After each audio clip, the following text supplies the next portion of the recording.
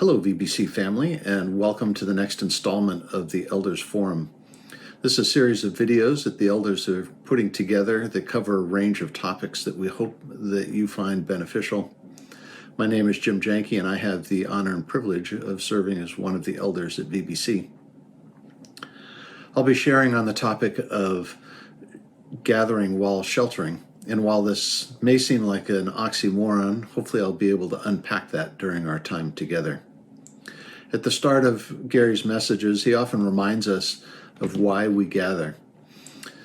This can be found in the middle of Ephesians 4, where we are told that we gather to be built up and to be equipped to live life with the Lord and with one another. Specifically, we gather for corporate worship, for equipping through a time in the Word, and for partaking in the Lord's Supper. I would assert that while different and a bit uncomfortable at times, these are things that we can do even while sheltering in place, but it requires effort on our part. We are told to gather. Hebrews chapter 10, verses 24 and 25 says, "And let us consider how to stir up one another to love and good works, not neglecting to meet together, as is the habit of some, but encouraging one another, and all the more as you see the day drawing near." This tells us to connect with other believers and not to isolate ourselves. Should we be gathering now? Both the state and local governments have instructed us to stay at home to slow the spread of COVID-19.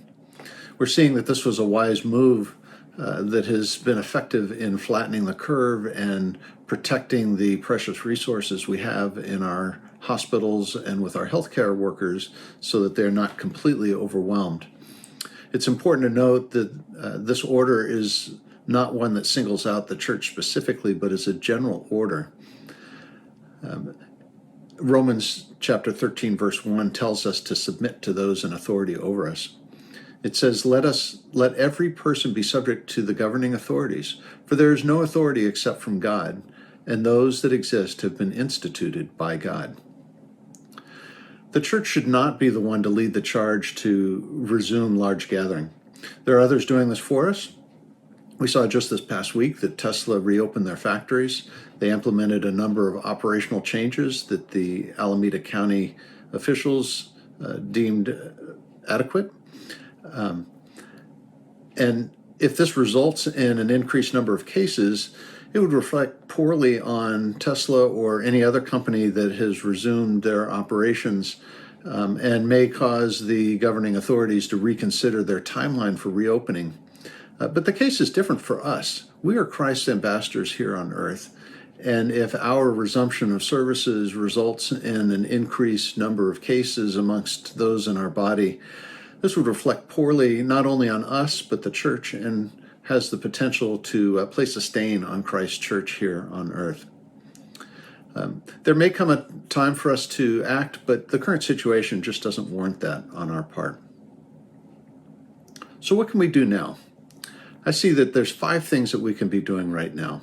First, ask what lessons you can learn from this experience. God has created this situation for a purpose, and it's our role to figure out what that is. So pray about that. 2, don't wait to find ways to gather now. Be the church today rather than wait for the shelter-in-place orders to be lifted. Check in. Check in with those that God has placed in your circle of friends, your social circle, whether it's a phone call or using online technologies like FaceTime or Zoom, where you can see people. Our small group has continued to meet during this time. We've been using Zoom. It's been so encouraging to be able to see each other, to review the message, and to pray together. VBC at home, I'm sure you've heard about that. I think Tim's talked about that pretty consistently each week. These are connect groups that meet either for the whole service or just for a discussion time afterwards. Again, it's another way to connect with the folks in our body. You can find a number of Connect groups on our website. If you look on the same page that you go to watch the message Sunday mornings, you'll see Sunday Connect groups listed as one of the buttons there. If you click on that, you'll see a number of different groups. Again, some of those are ones that'll watch the whole service together with a discussion time afterwards, and then some just gather together at the end of the service.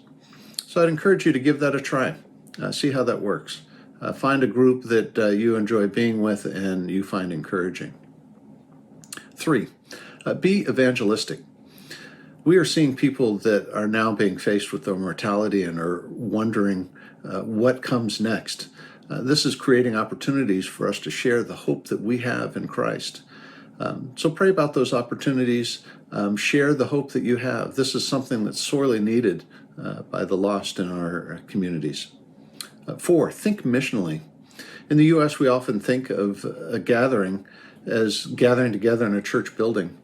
But there are people that are living in countries, other Christians who cannot meet together because of persecution. And they're meeting just as we are now. How can we use this time to better relate to those Christians living in those countries? By us offering online services, videos such as this one, they can actually get a glimpse into what's going on in our world. And this might be something that we want to continue doing so that we can connect with people that we haven't been able to before. Prepare for the lifting of the shelter in place. How does this time where you have not been able to gather together in the church change the way you look at those gatherings? How will you approach those gatherings in the future? Think about how you'll handle the transition from staying at home to meeting together. These transitions will definitely require a significant amount of grace on our parts. Gatherings will certainly need to be different. As a group of elders, we've been putting together a 3-phase plan that is in alignment with the guidelines that the federal government has put together. Our services are going to need to be smaller for some period of time. We don't know how long that is in order to maintain social distancing. What does that look like, and how do we interact in that kind of environment? On a personal level, each of us has a different level of comfort with respect to how close we gather, whether or not we wear masks. Is it okay for us to sing during the service? But we need to find a way to be respectful for everybody in our body. And again, this requires grace on our part. So again, there's 5 things that we can do now. Ask what lessons we are to learn from this time of sheltering in place. Don't wait find ways to gather now. Be evangelistic, think missionally, and prepare for the lifting of the shelter in place. I pray that you found this helpful. Feel free to reach out to me if you have any questions or comments. Thank you.